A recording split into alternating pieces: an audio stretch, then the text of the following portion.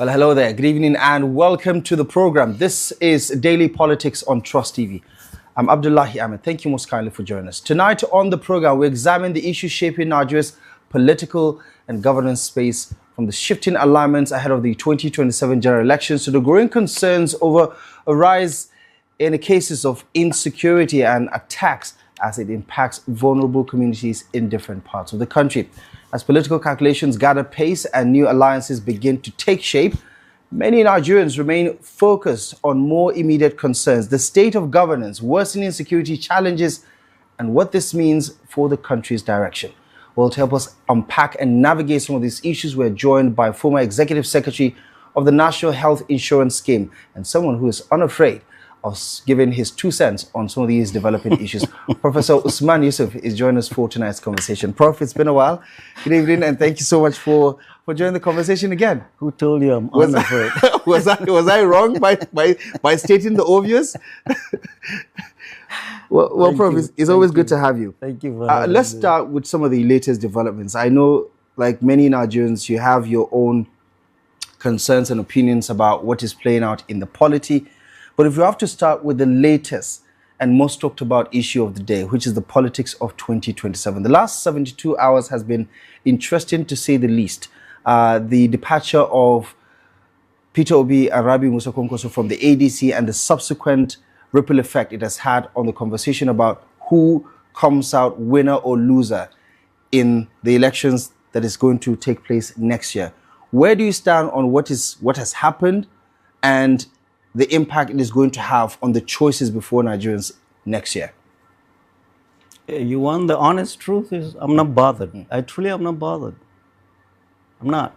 I'm not surprised they jumped ship. Are you? Well, I don't think any reasonable Nigerian would be surprised that this pair jumped ship. I'm not surprised. And you're indifferent about it? No, it's not that I'm different. I'm not surprised that they jumped ship because they didn't come there in good faith. They did not. What is the purpose of a coalition? What's the purpose of all the opposition leaders coming together to salvage this country from the ravages of Bola Ahmed Tinubu? Isn't that is the purported reason for everybody coming together? For the first time, we have this collection of politicians. Yes, call them old gladiators, but they all came together to see how can they navigate the ravages of that President Bola Ahmed Tinubu has turned this country into, and see how can we come together and see how to get him out of the villa. Because to be honest, having him beyond 2027 in this country will be suicidal. And that was why they all tried to come together. And how many weeks have these guys been in the group? The Peter Obi and the Kwankwaso, how long have they been there? 8 weeks? Oh, they want to jump ship. And well, there is a saying, he who fights and runs away lives to fight another day. Any leader that runs away when there's a problem, that guy is not a leader. He isn't. He's a quitter. You want to run away when it gets hot?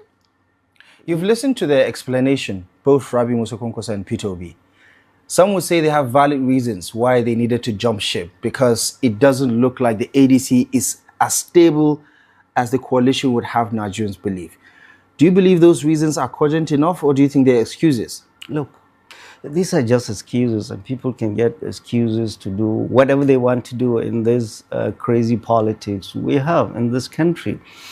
They have the right to go wherever they want to go to and pitch their tent there and sell their wares to Nigerians. Eventually, it is us, we the citizens, that will decide who will become our next leader, not only in Abuja, but all across the hierarchy of governance.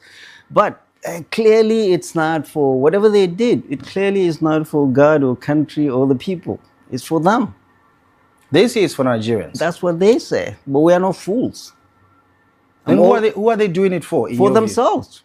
For themselves. Hello, are you surprised? Want to be president, want to be president, want to be president. Who are you going to govern? The people. For what? Peter Obi has never Has never gone. I will call Peter Obi the spoiled child of Nigerian politics. Wherever he goes, he gets given stuff. He did not go through primaries, ABGA. He got given ABGA and he became the governor of Anambra State. And then came to 2020, was it two? Labour Party, he didn't go through primaries. They gave it to him. Well, he thought it's going to be the same here. No. Politics is a game of men and women, real men and women. Come fight it out. You don't want to fight it out, or you run away, you pitch your tent somewhere else. He's never been known to build a party. He's always been given. So I honestly am not bothered. And if you ask me, there's good riddance. It's good they leave. Just flushing the real thing, let's let the real coalition aggregate and fight this evil called the Tinubu administration. But I'm not bothered at all. Some who are pragmatic and practical about what this could mean say there is only one inevitability, and that is history repeating itself. That the outcomes of 2023 couldn't be more obvious if we're going into 2027 with a three-horse race.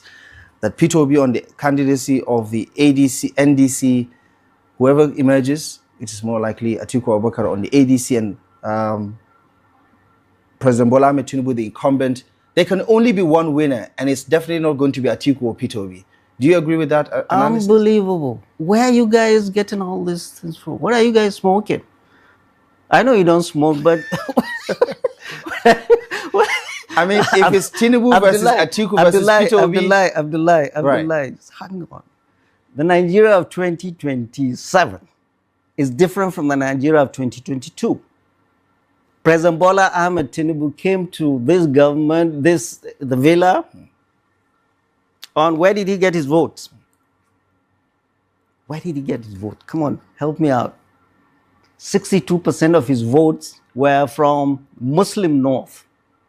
And of that 62, total number of his votes, aggregated number of his votes, 50% are from the Northwest. He came from the goodwill of whatever scam they sold, this Muslim scam, and he got those votes. You think he's going to get those 62% of those votes again? You don't think he has consolidated his support base? Where? I mean, look at the inroads he has made in the southwest, in the southeast, Okay. in the south, All right, okay. and the defections in the north. Okay, let's do the calculation. If there's going to be an honest election today in the southwest, his home base, he's not going to win Lagos. He's not going to win Osun. Why is that? Because the facts are there. If there's going to be an honest election, a free and fair election, he can only win 4 states in the southwest. He's not going to win Osun. He's not going to win Lagos. I can see him winning Katsina. I can see him winning Kano, winning Kaduna. Fair election. So you had 62% of your votes from a certain group. Your constituency, that's your base. It wasn't the Southwest that brought you into government. It was the Muslim North that brought you into government. And it is them you're fighting now. Some say so the where margins. are you going to get? No, what I'm saying, he's going to lose those votes. Where is he going to make that up? In the Southeast? In the South? Or where? You don't think he has the South and the Southeast locked? Locked where? They probably locked him out. Right. He's locked out instead. If Peter Obi comes to you, think the Southeast will vote him? Where has he locked him? Who is locking that for him? Uzodinma? Or who? Who is locking the South for him? Come on, guys, get out some more. Meet with the people. You don't think he wins Rivers? Unbelievable. With the gangster we have there doing all that stuff for him. We are talking free and fair election. We're not talking of hooliganism and gangsterism. A free and fair election, and that's what we are going to be fighting for. We're not asking that it must be this. We are asking that the rights of the people, the votes of the people must count. A free and fair election, I don't see President Bola Ahmed Tinubu being re-elected again. His base was the North, Muslim North.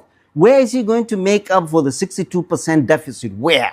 In the Southeast? So come on, people, wake up. Who wins the North in your calculation? Because it's a game of margins, Prof, right? It's a game of margins. Okay. I'm not here. Yeah. I'm not here to do numbers, and all these numbers are bogus. 2022 be different from 2020. So People are angry all across this country. He thinks, oh, people voted for me, even in the Southwest. Oh, they are locked. What have you done to lock them up, to lock them in? What have you done to the people? Even the Southwest, we are saying he's pushing stuff to Lagos, just pushing it to himself and his cronies. The mass poverty we see, sea of poverty we see in Lagos, he has not met a single dent to it. And we're blaming the Yorubas. It is him. He's just helping himself, his family, and his cronies. He hasn't made a dent in poverty in this country. Insecurity is coming to us in Katsina. It was in the papers today. Front page, 24 killed in Katsina under his watch. Where is the Minister of Defense? Where is the NSC? Where is his security that are telling him all is well? It's my place. And you ask me, we're going to vote for him in Katsina? A free and fair election? That is his primary responsibility, to secure our people. He's not doing that. And governance has stopped now. All they're doing, dancing around. On your mandate, we stand. On your mandate, you will get out of the villa. People are fed up, Mr. President. Nobody is telling you the truth. You guys are telling him the truth in your newspapers and your editorial. Nobody else is telling him the truth. I mean, what basis does he have to face our people, or any cleric to come back and tell us to vote him again? Right. Why? So, Prof, if you don't see a clear path for an obvious Tinubu victory that some people think is going to happen, especially because of the fragmentation in the opposition, what is your projection here? Who comes out on top, and how does that happen? Look, ADC, there is no candidate yet. Is there? There is a candidate. And people project as if they know tomorrow. There's no candidate. They are going through the process. Isn't it obvious that at this point, without Peter Obi or Rabi Musa Kwankwaso, that the only reasonable conclusion would be an Atiku flag bearer? Even with them, he was stronger than them, and that's why they're scared. They ran away.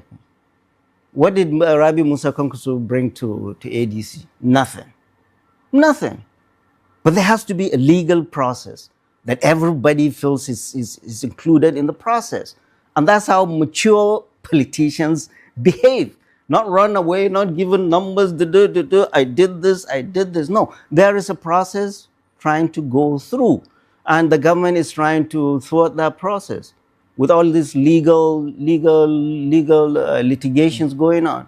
And the Attorney General of the Federation disgracefully went to court to delist a party. For goodness sake, what business do you have getting involved with that? I mean, the filings show that he was added to that case as a respondent. No, look, don't they have better things to do? Right. For goodness sake, don't they have better things to do? All their life is out there to stifle people, to stifle the opposition, to lock people up, to threaten our democracy. Don't they have better things to do? From the INEC to the Attorney General going to court to locking people up. This government, all it is trying to do is to rig this election, threaten our democracy, and stifle dissent in this country to a one-party state. And I've said this again and again. Abdullahi, I've been here 1,000,001 times talking about the INEC chairman, and he's not listening to anybody. The INEC chairman must go. Must go. The Supreme Court judgment reinforced the fact that the INEC chairman made a mistake and he's partisan, and he should have left. He should have recused himself if he has any honor, or the president should fire him. Do you think the president is listening to this argument? And why would he kowtow to this opinion that Amopiton is not fit for the job? Clearly, he has done his due diligence and thinks this is the man for the job. Abdullah, you did not bring me this evening to annoy me. We've been through this.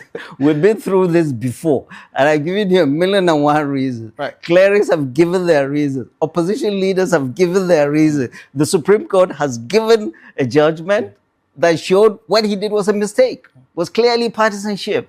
What more does the President Bola Ahmed Tinubu need? For us to carry placard that Amopiton must go? The world is watching. Nigeria is CPC, country of particular concern. The eyes of the world is on Nigeria. And they are not listening? Come on. So Amopiton must go. The Attorney General of the Federation should recuse himself and stop this. Stifling democracy must stop. No opposition. There is not going to be any election in this country with any opposition. As to Excellency Peter Obi and Excellency Rabi Musa Kwankwaso, they can pitch their tent anywhere, is their right, is their prerogative.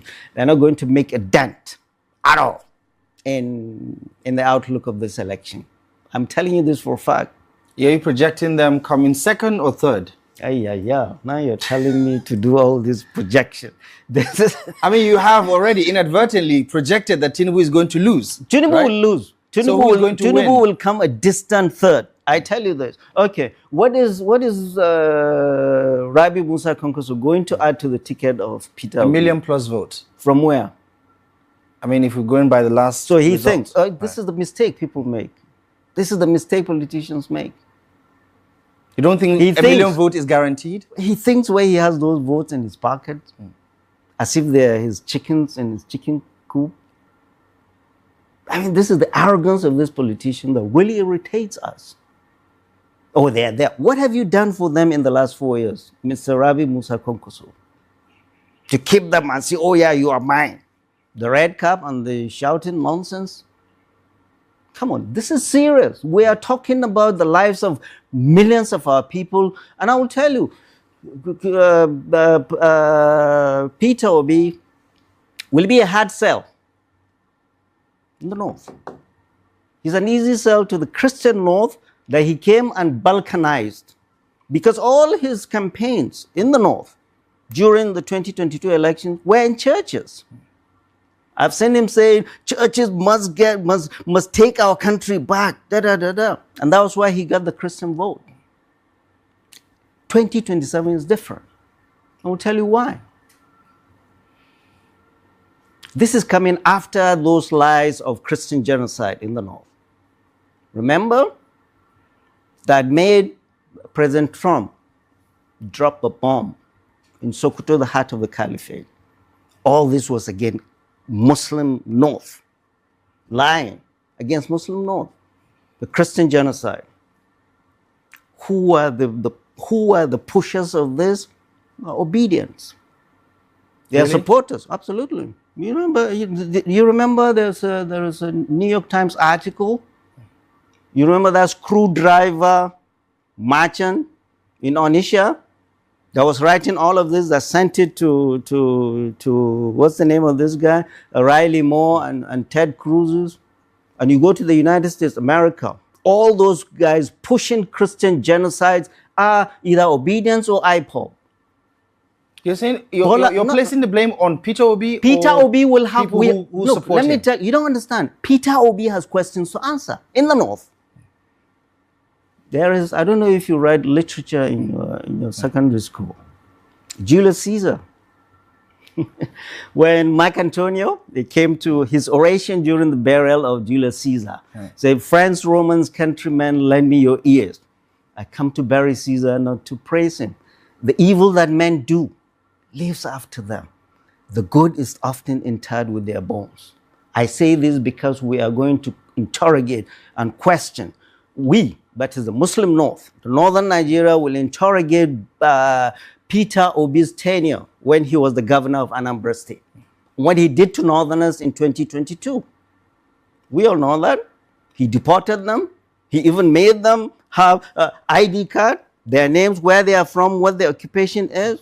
In this Nigeria that we live. There's been a lot of reporting about how that has been exaggerated to reflect him in a negative light.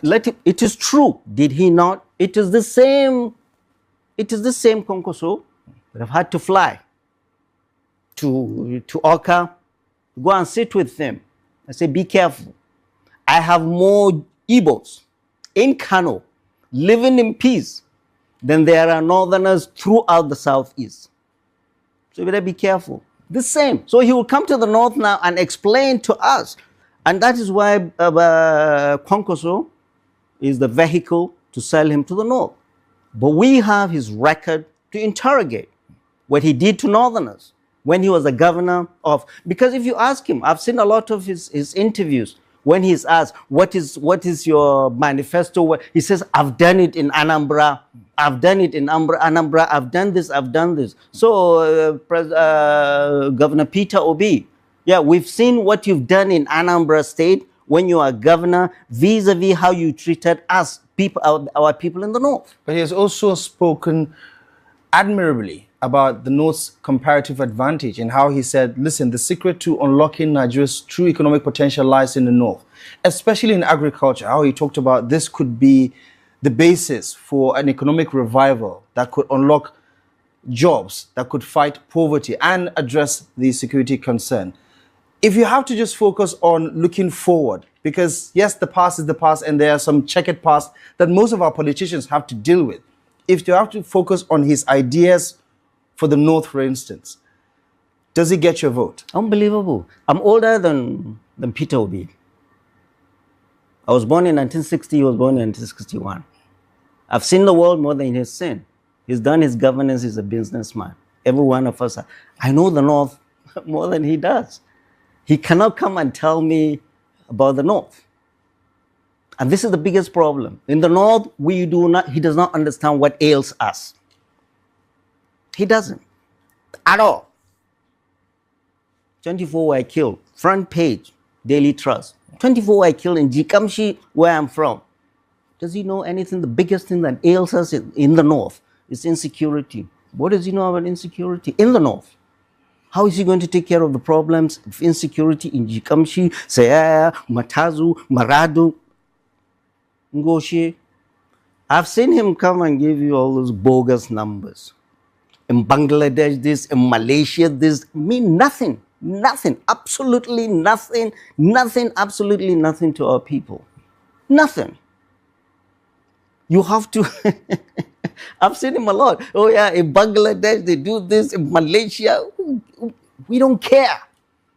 Our problem is what is happening in Katsina, Maradun, Sokoto, Kebi, the Lakurawas, the Mahmudawas, the Boko Haram, the ISWAP. You are giving us numbers. This happened in Bangladesh. So, Peter Obi does not know what ails us in the North. He doesn't. Probably that's why he brought Rabi Musa Kwankwaso. You will never see Rabi Musa. Is that Rabi going to do the trick? It won't. You will never see Rabi Musa Kwankwaso talking about anything but himself. Never. Go look at all. You have to admit, he is a popular politician. What? Where? I mean, by all standards of popularity. A popularity where? Not in Katsina. Next door to Kano. Even in Kano, his votes are going to be cannibalized this time around. Because he is going to be the one carrying the burden to sell Peter Obi to the Muslim North. That will dent him. So KO, or is it KO or OK? OK. OK is not sellable in the North, Muslim North. I mean, I'm giving them this free consultancy, and they know it. They know it. You're making Rabi Musa Kwankwaso is next door to Katsina. He couldn't come here and do anything. You're making it sound, Prof, correct me if I'm wrong. No, this is true. Sound like Rabi Musa Kwankwaso is a lightweight. He's not a lightweight. I think he will be diminished by his association with Peter Obi. I'm telling you. I don't see him going to Katsina, going to Kano, going to Sokoto, going to... You don't think they complement each other? No, they don't. Really don't. Well, this is the problem. They are businessmen. They are traders. They are looking at numbers. Oh, I got 8 million the last time. Oh, this time you got this. So if we add them together as if the Nigeria of 2022 is the same as Nigeria of 2027, the North has been ravaged by Bola Ahmed Tinubu, and we're not in any good mood for any shenanigan, political shenanigans, selfishness that we see in these politicians.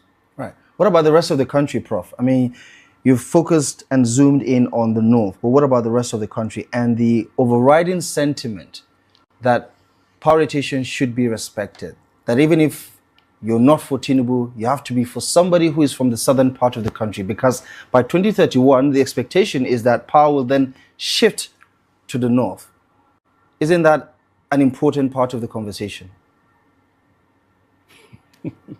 That's nonsense. And you know that. Nigeria is a constitutional democracy.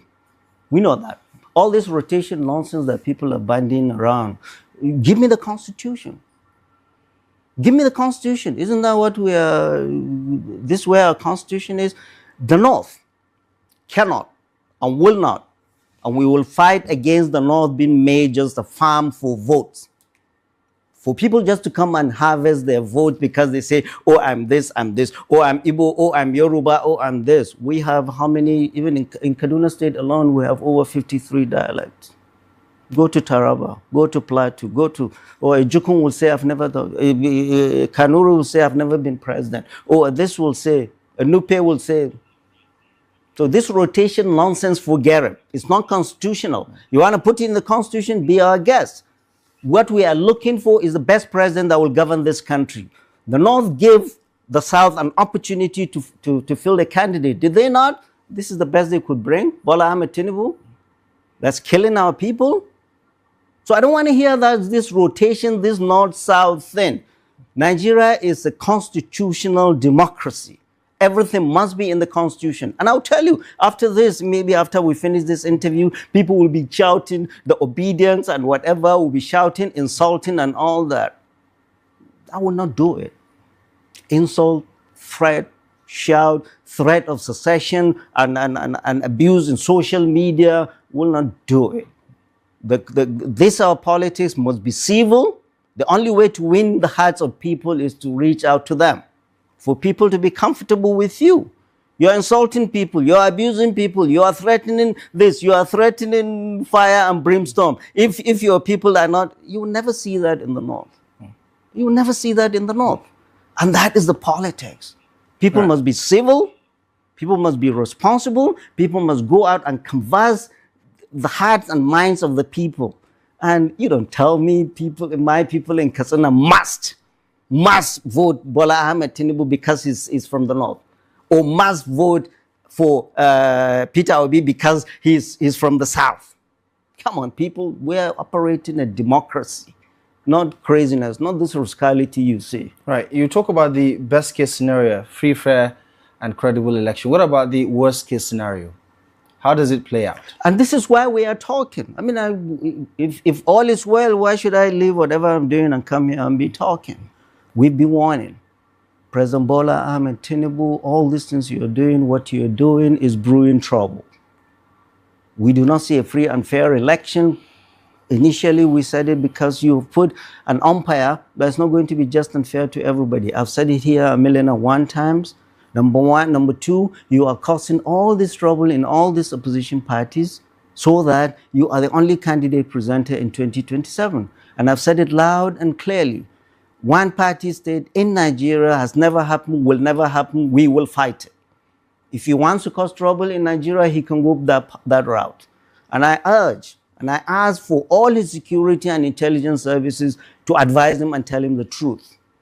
That no security services, no intelligence services can quell the anger of angry citizens. Votes must count, people's verdicts must be heard, and we cannot going to be forced to vote for anybody because he is this religion or this ethnicity or this region of the country. Come and sell your wares to us, whoever you are.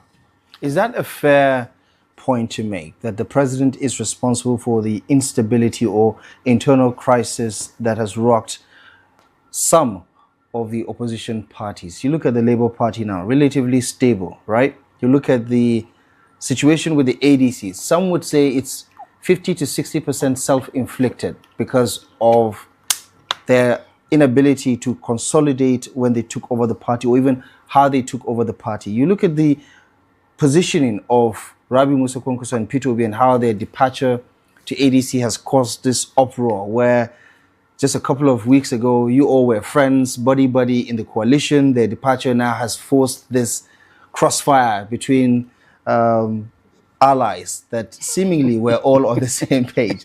I mean, is the opposition just at this point using the president as a punching bag for everything that they have, self-inflicted? No, you see, I'm not in the deep of what the coalition is. But you do sympathize with them. Of course, I do sympathize with people, the right of people to associate, to come and find a pathway better than what we are seeing. Look, they are denied a place for convention, bouncing from one place to the other. They are bringing all these legal issues. They're instigating trouble, and they are laughing. We saw that, and the world is saying, watch that too. And you watch that too. The chief of staff to the president in the United States, there's no joke. Talking on camera. You saw that. Urgent, telling that their agent to stay in the ADC and scatter them. The world is watching. The eyes of the world is it's on Nigeria. I don't know how reckless our people are. Cameras were rolling. And the chief of staff, who was the former speaker of this Nigeria, the world is watching.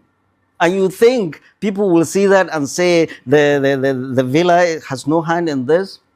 I mean, the way they govern this country is so reckless, like they just need to get out of this villa. 2027, I'm calling on all Nigerians, close ranks. We are not going to allow 4 more years of Bola Ahmed Tinubu. It will be suicidal. It will be suicidal. And I mean, after the Ibadan summit, which we're seeing some of the pictures there, it looked like the momentum is strengthening, gaining a lot of traction. Before, it was seriously deflated with the departure of Peter Obi and Rabi Musa Kwankwaso. And some seem to believe that the stock of the ADC is in a steep decline. How do you see the ADC recovering from this, especially with some of the alliances that it's trying to build with other political parties, key among them being the faction of the PDP led by Tanimu Turaki and other opposition parties, much smaller ones that are trying to close ranks, as you say. How do you see this coalition surviving this big hemorrhage that was caused by Peter Obi and Rabi Musa Kwankwaso? You are just pushing me today. I like to believe that we're having a very serious conversation about what comes next. No, you see, you are worried more than I am. I know a thing or two about hemorrhage. I'm a doctor. There is no hemorrhage in this world that you cannot stop with this. So, if you bleed, even if you have nosebleed, just pinch it. There's this no is hemorrhage. More serious than a nosebleed, isn't it? My friend. This is just, and I'm honestly, I'm even happy they left. To be honest, because you cannot have this kind of people that do not have the stomach to fight the good fight in your midst. I'm glad they left, but and now you are gingering me to get really into this coalition. To be honest, I can do a lot of work for them. Right, but their departure, the people are making big noise out of the Rabi Musa Kwankwaso, I will tell you, cannot deliver Kano for Peter Obi.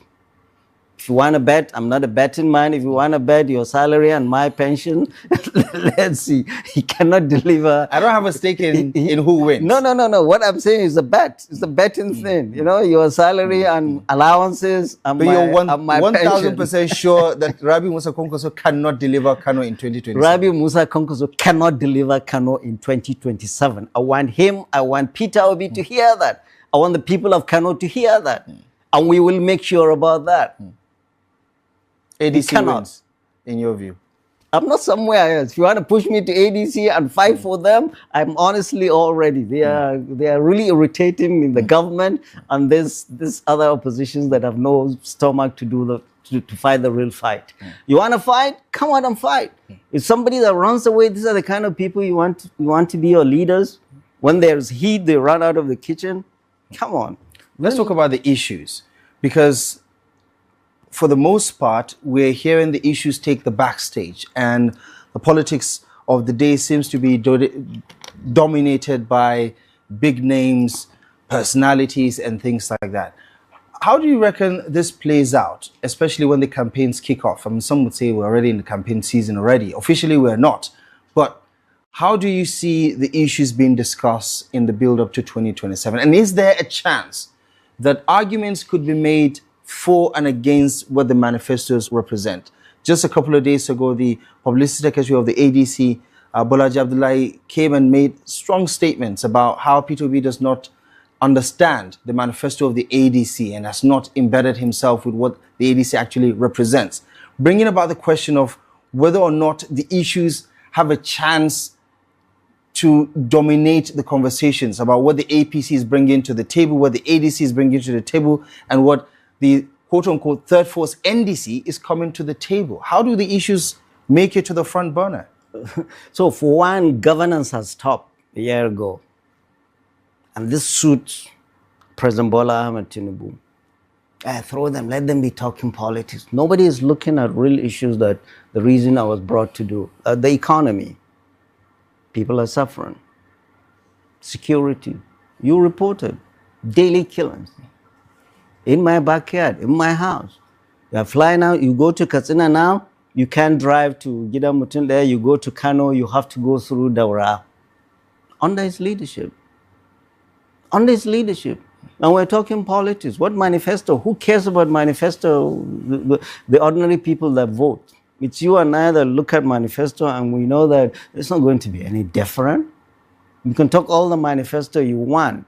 We have seen. Did Bola Ahmed Tinubu come with any manifesto? Did he come and tell us that he doesn't care about corruption? I'm going to do, what have you, state capture?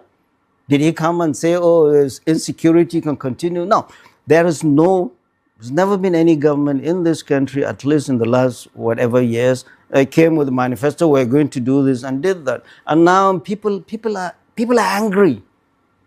How are you going to take care of our problems? How are you going to solve our insecurity? Don't talk to me about in Bangladesh, they have Air Bangladesh. In Nigeria, we don't have a carrier. How are you going to solve our insecurity? The hunger you brought in this country, the cost of living crisis in this country, everywhere we see the distrust, the balkanization of this country, especially the North, between Muslims and Christians, that this president and this government has found. Look at his visit to Jos. You saw his 10 minutes visit to Jos Airport, which in my opinion was disgraceful, because he was just there to find the embers of ethno-religious hatred in the plateau. I mean, how does that serve his purpose? Because he has been accused of weaponizing religion with the selection of Kashim Shettima. No. It wasn't the Kashim Shettima. It wasn't the Kashim Shettima thing. It was politics to get him votes then. He's getting the votes. Muslim North can go to hell. Now he's quoting the Christian North. And that's why he flew. He planted the seed of that Christian genocide in the Benue. Now it's not flying. Now he went to the plateau. 10 minutes at the airport. 10 minutes at the airport. So only Christian leaders, as if it's only Christians that were lost, for 10 minutes. And said, oh yeah, we're going to give contract of 5,000 AI-enabled cameras. It's a president. When I was growing up, real leaders at that time would set up a commission of inquiry to see the remote and immediate causes of this thing, to see how communities can be healed. But essentially what he did at the airport was, instead of being the chief healer, but the chief divider. The people that were there were all Christian leaders. And he was there talking as if it was Christians that were killed, just finding the embers of ethno-religious hatred in the plateau. And I've said it, the people of the plateau, you need to keep your eyes open. Only the people of plateau will bring peace to the plateau. Only the people of Katsina will bring peace to Katsina. People of Zamfara will bring peace to Zamfara. President Bola Ahmed Tinubu is tearing this country, tearing the North, just to scoop the votes of Christian Northerners. And he will dump you just like he dumped Northern Muslims.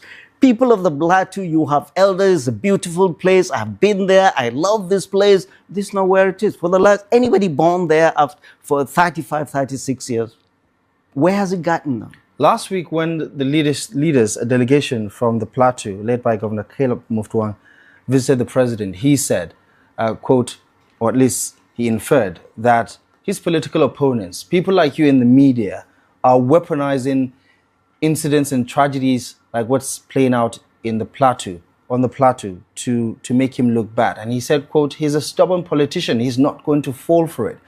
Is that a fair way to characterize what's playing out? That albeit one that has preceded his administration, a lot of the rhetoric is being weaponized to make it look like he is the cause of the problem. That just shows the president doesn't really know what he's doing.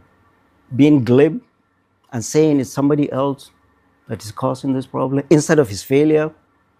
Is that not what he took? I don't know what he used. Was it the Quran or the Bible? He swore with his holy book that he's going to protect our people. And now he's saying, oh, it's somebody that's doing that. Oh, go get that somebody. You have all the intelligence services. You have the security services. Go get that person you think is doing that. Mr. President, we are not in any mood for this. We really are not in any mood. I spoke a lot more against President Muhammadu Buhari, who is from Katsina, in this medium, and many others, against insecurity, than I have done in his. Mr. President, I've said it again and again, you are the one commander-in-chief in this country that is not paying adequate attention to security as you should be. Instead of taxing Nigerians, we here are being killed every day.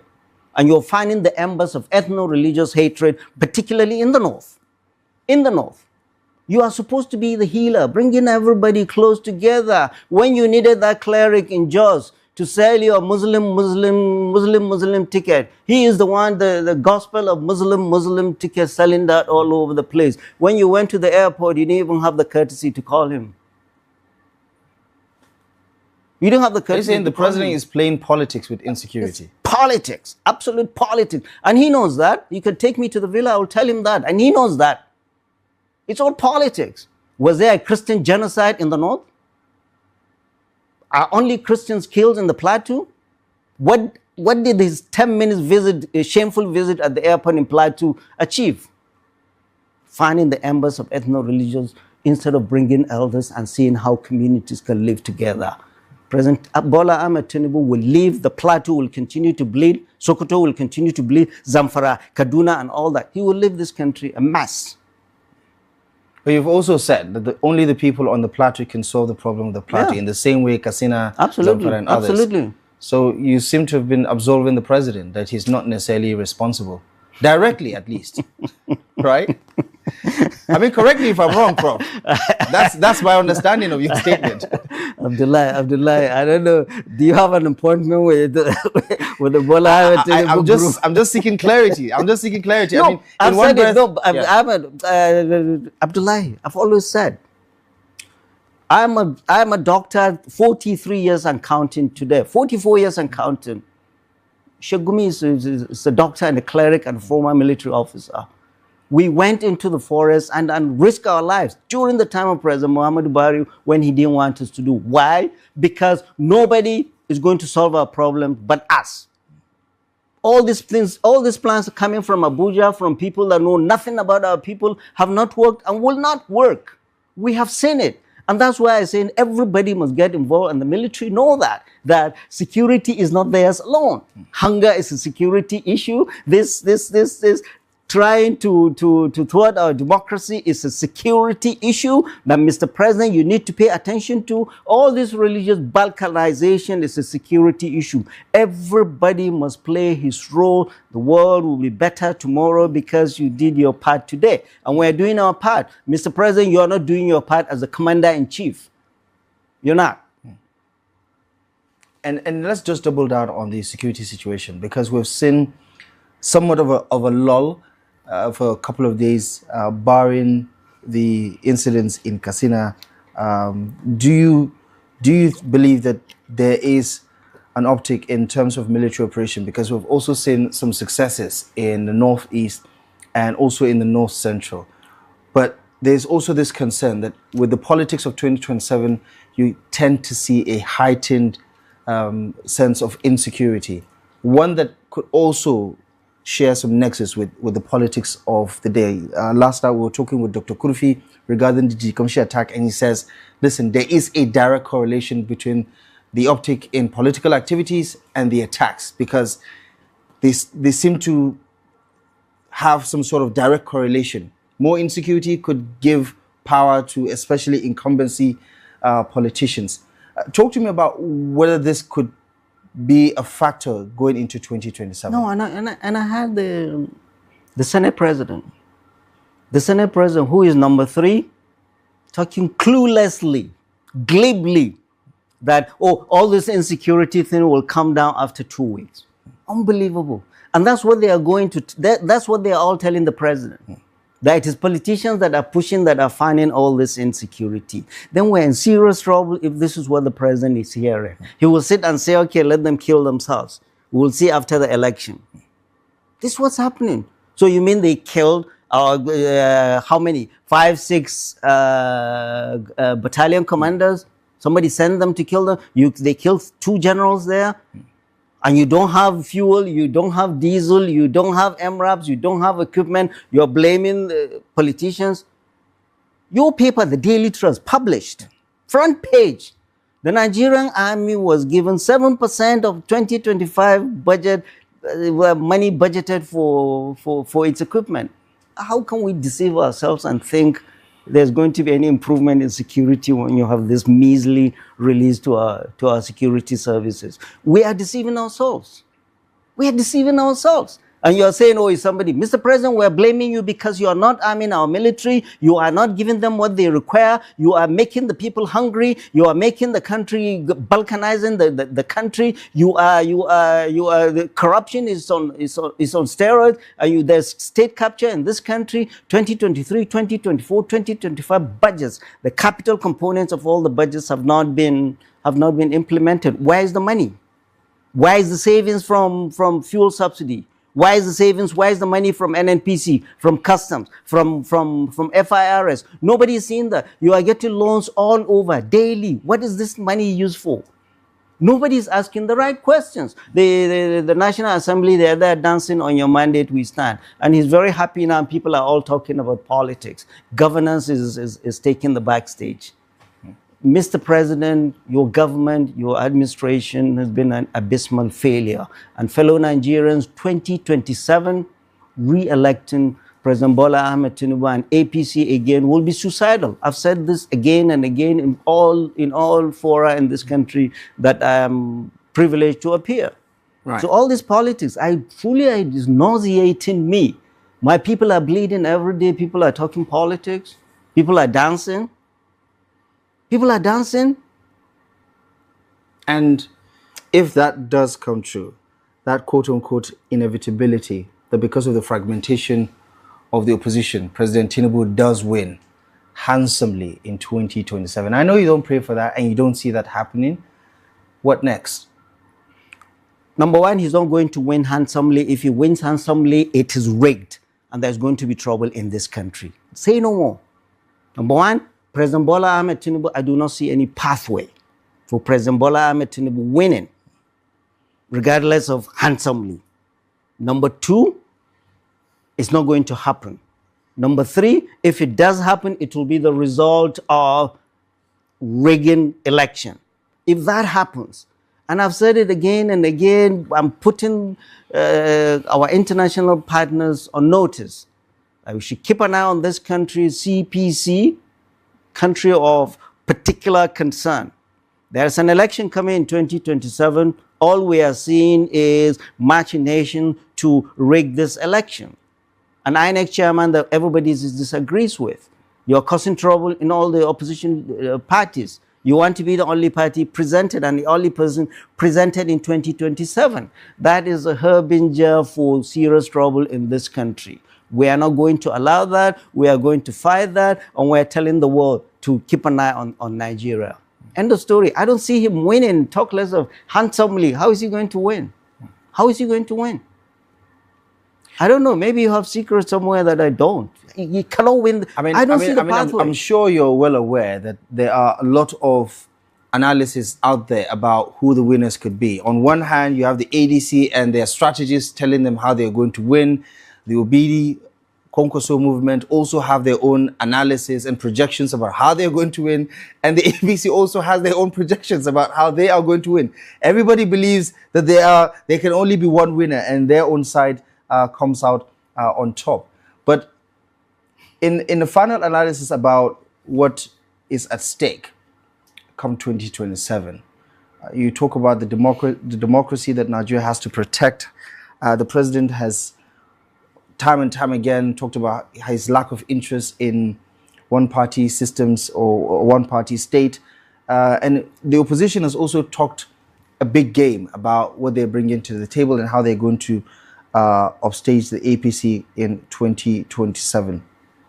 what are your expectations regarding the engagements between political parties and Nigerians, the messaging itself? Because for some, the messaging is not there regarding how ADC or any other political platform like the NDC is any different from the APC itself. What do you want to see in terms of the messaging, and what should be the message that would galvanize Nigerians to head to the polls? Because there's also a concern the voter apathy could be at an all-time high come 2027. We've already seen the worst in 2023, with the president winning by the minutest of margins that we've ever seen anybody win the presidency. Abdullahi, with President Bola Ahmed Tinubu's 3-year record, he will be the easiest president to dislodge out of the villa. Don't make the message too big and bogus. Is your life better today than it was when President Bola Ahmed Tinubu came? Maybe yours is, mine isn't. How much was the price? How much was gas? Was petrol when he came? How much was a bag of rice? How much was school fees? How widespread was insecurity? How rampant was corruption? What is the level of tribalism and nepotism in this government? What of state capture? So all these political parties, don't bother yourself, all this manifesto, only city folks read them. Unleash us to the people. We'll tell them in language they understand. Would you want to go back to this hunger again? In a country where we are blessed with the rain, we're not officially at war, farmers cannot go to the farm, people are hungry. People are hungry. I saw a clip, very moving clip, I don't know if you saw it, of a young consultant, pediatrician, saying the doctor in him died a long time ago. That he is watching babies dying because mothers cannot afford to pay 5,000 for oxygen. The story all across this country. Forget all these lies about Lagos being this. Go to all their hospitals. All across this country, doctors are leaving. I have a patient in Maiduguri now. In the whole of Borno and Yobe, part of northern Adamawa, I don't know, maybe Taraba, they have only one neurologist. Only one neurologist. You have a stroke, only that neurologist at Unimed. He hasn't taken his vacation for God knows how long. This is in a country where we have all this money, where they are buying all these SUVs. We're not investing in our healthcare. And are you surprised that the mother watches her child, her baby, taking the last gasp, last breath, because she cannot afford to pay for oxygen? Are you surprised? Of the 280 billion budgeted for the capital project for Ministry of Health last year, only 36 million was released. 36 million. Whereas the office of the president, the office of the vice president spent over 30 billion in 2 years for travels. 36 million naira for all our hospitals, federal hospitals in this country. And this thing that this young doctor is talking about is in the federal hospital. Young doctors are leaving. We are all living. And I've told people all over this country that we're all living in a medically risky environment. If God forbid, anyone would get massive stroke, or head injury, or a heart attack, or massive injury, road traffic accident, there is not a hospital that can take care of this properly. We have the best doctors in the world. They're all in our teaching hospitals. They're all in our teaching hospitals. But our government does not prioritize. Health is not an issue. Education is not an issue. We went to all these village primary schools. We went to ABU's area. We went into the world and competed in the best centers in the world because leaders of our time invested in our education. But these leaders, they don't care. They don't care. All right. Interesting conversation. Impassioned arguments as always. Prof, always good to talk to you. Thank you so much for the contributions. And the next couple of days or couple of weeks will be very interesting, especially as we head to the primaries and see who the emerging candidates would be on some of these major platforms, and then Please, don't perhaps another conversation would don't call ensue. me. Don't call me about this politics. You would have to block me, block everybody for that call not to go through. I will jackpot. Okay. Until you do, hope to see you next time. Prof, thank you so much for your time this evening. I appreciate you very much for stopping by. That's our conversation for you tonight. Daily Politics will be back tomorrow live at 8 p.m. exclusive as always on Trust TV. I'm Abdullahi Ahmed. For myself and the rest of the team, thank you most kindly for joining us. We'll see you soon.